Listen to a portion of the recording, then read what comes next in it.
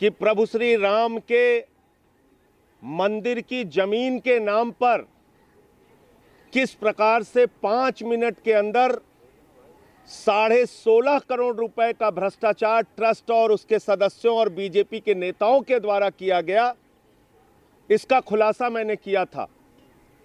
और उसके बाद मेरे ऊपर तमाम एफआईआर और मुकदमे किए गए और मैंने एक ही बात कहा था कि प्रभु श्री राम के मंदिर के लिए लोगों ने अपना पेट काट के चंदा दिया है, माताओं बहनों ने अपना गहना गिरवी रख के चंदा दिया है, उसमें भ्रष्टाचार और लूट नहीं करने देंगे।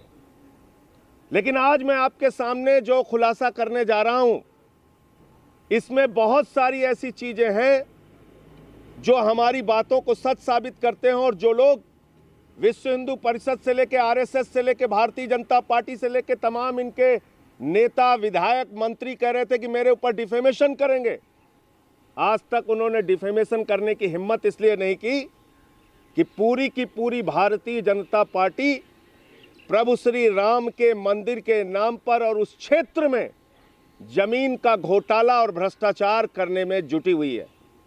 ये जमीन के जालसाज लोग हैं और राम मंदिर के इलाके में राम जन्मभूमि क्षेत्र के 5 किलोमीटर के एरिया में किस प्रकार से तमाम अधिकारियों ने, भारतीय जनता पार्टी के विधायकों ने, उनके रिश्तेदारों ने, उनके मेयर ने जमीनें खरीदी हैं, उसका एक खाका मैं आपके सामने अभी बताने जा रहा हूं एक एक करके, जिसको आज एक समाचार पत्र ने भी प्रकाशित किया है।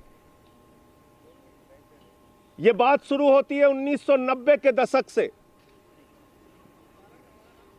महर्षि रामायण विद्यापीठ ट्रस्ट, यह महर्षि योगी का एक ट्रस्ट है जो दलितों की 21 बीघा जमीन खरीदता है। किस तरीके से खरीदता है वो समझिए।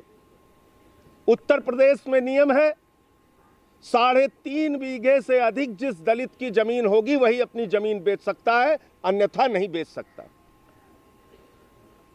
पहले एक रोंघई नाम के दलित व्यक्ति को तैयार किया गया, दलित ही दलित की जमीन को खरीद सकता है, ये ट्रस्ट के लोग जानते थे।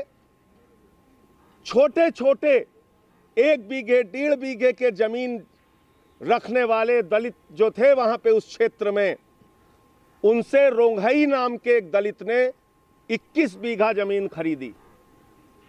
21 बीघा जमीन खरीदी, 90 के दशक में खरीदी। और मजेदार बात यह है कि वो कई दलितों से जमीन खरीदकर वो दलित रोंघई 21 बीघा जमीन महर्षि रामायण विद्यापीठ ट्रस्ट को दान कर देता है, दान में दे देता है।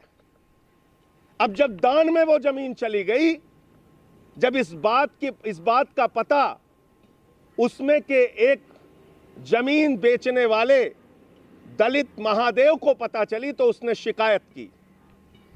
उसने कहा हमारी जमीनों को गलत ढंग से खरीदा गया और उसको अब बेचा जा रहा है गलत ढंग से, जो कि ट्रस्ट नहीं कर सकता। जब यह बात का खुलासा हुआ तो अधिकारियों ने जांच बैठाल दी। वही अधिकारी जो जांच बैठालते हैं वही अधिकारी ट्रस्ट से जमीनें खरीदते हैं। सीधा सीधा भ्रष्टाचार, मिला जुला खेल, जमीन की जालसाजी, जमीन के नाम पर धंधा और घोटाला। और मैं एक एक करके बता रहा हूं, इसमें कोई मामूली लोग शामिल नहीं है। एमपी अग्रवाल जो अयोध्या के कमिश्नर रहे, उनके ससुर ने 2530 स्क्वायर मीटर और उनके साले आनंदवर्धन ने 12060 स्क्वायर मीटर एक जमीन खरीदी, जिसमें उनकी पत्नी अपने पिता के साथ बनाई गई एक कंपनी की पार्टनर भी हैं। दूसरी जमीन खरीदी जाती है पुरुषोत्तम दास गुप्ता, जो उस समय मुख्य राजस्व अधिकारी अयोध्या थे, सीआरओ अयोध्या थे, वर्तमान में एडीएम गोरखपुर हैं। इनका साला और इनकी पत्नी अमरजीत यादव के साथ मिलकर 1130 स्क्वायर मीटर जमीन खरीदते हैं 12 अक्टूबर 2021 को। इसके बाद नाम आता है बीजेपी के विधायक इंद्र प्रताप तिवारी उर्फ खब्बू तिवारी, जो अभी फर्जी सर्टिफिकेट के मामले में सजा पाकर जेल में है। 18 नवंबर 2019 को एक जमीन इनके साले खरीदते हैं 2593 स्क्वायर मीटर, और 16 मार्च 2021 को स्वयं जिस विद्यालय के प्रबंधक हैं उसके लिए जमीन खरीदते हैं 6320 स्क्वायर मीटर 47 लाख रुपए में। मां शारदा ट्रस्ट के नाम पर जमीन खरीदते हैं 9860 स्क्वायर मीटर। ये खब्बू तिवारी, इंद्र प्रताप तिवारी, विधायक भारतीय जनता पार्टी। इसके बाद डीआईजी दीपक कुमार, इनकी शाली महिमा ठाकुर 1 सितंबर 2021 को 19,75,000 रुपए में 1020 स्क्वायर मीटर जमीन खरीदती हैं। तीसरे हैं उमाधर द्विवेदी, जो रिटायर्ड आईएएस है। ये 39 लाख रुपए में अयोध्या क्षेत्र में 23 अक्टूबर को 1680 स्क्वायर मीटर जमीन खरीदते हैं। भारतीय जनता पार्टी के एक और विधायक वेद प्रकाश गुप्ता अयोध्या के विधायक हैं। इनके भतीजे तरुण मित्तल 5174 स्क्वायर मीटर 1,15,00,000 की जमीन 21 नवंबर 2019 को खरीदते हैं रेणु सिंह और सीमा सोनी से। 19 दिसंबर 2020 को 14,860 मीटर, ये राम जन्मभूमि से 5 किलोमीटर की दूरी पे, यानी कि जैसे ही आप सरयू पार करेंगे गोंडा का क्षेत्र लग जाता है, उस क्षेत्र में आता है, 4 करोड़ रुपए में ये जमीन खरीदते हैं। फिर भारतीय जनता पार्टी का मेयर ऋषिकेश उपाध्याय, जिसके ऊपर पहले भी तमाम कागजों सहित मैंने आरोप लगाए थे, आज तक उसकी जांच योगी आदित्यनाथ जी की सरकार ने नहीं की। 1480 स्क्वायर मीटर 18 सितंबर 2019 को हरीश कुमार से ये जमीन खरीदते हैं 30 लाख रुपए में, और 9 जुलाई 2018 को 2530 स्क्वायर मीटर 1 करोड़ में जमीन खरीदते हैं। इसके बाद आयुष चौधरी एसडीएम 28 नवंबर 2020 को इनके चचेरे भाई 5350 स्क्वायर मीटर जमीन खरीदते हैं 17 लाख रुपए में, आसाराम से खरीदते हैं। और 28 नवंबर 2019 को इनके एक फाउंडेशन के द्वारा 1130 स्क्वायर मीटर जमीन 7 लाख रुपए में खरीदी जाती है अरविंद चौरसिया के द्वारा। और इनके ससुर 21 जून 2021 को संतोष कुमार जिनका नाम है, वो भी जमीन खरीदते हैं 280 स्क्वायर मीटर। इसके बाद हर्षवर्धन शाही, जो स्टेट इंफॉर्मेशन कमिश्नर हैं, 18 नवंबर 2021 को इनकी पत्नी संगीता शाही, इनके लड़के सहर्ष शाही, इंद्र प्रकाश सिंह से 15 लाख रुपए में ये भी जमीन खरीदते हैं। बलराम मौर्य, ये स्टेट ओबीसी कमीशन के मेंबर हैं, ये 50 लाख रुपए की जमीन खरीदते हैं जगदम्बा सिंह से। बद्री उपाध्याय, जो लेखपाल है, वो भी वहाँ पे जमीन खरीदते हैं। सुधांशु रंजन, ये 7.5 लाख रुपए की जमीन खरीदते हैं, जो कानून गो हैं, 270 स्क्वायर मीटर।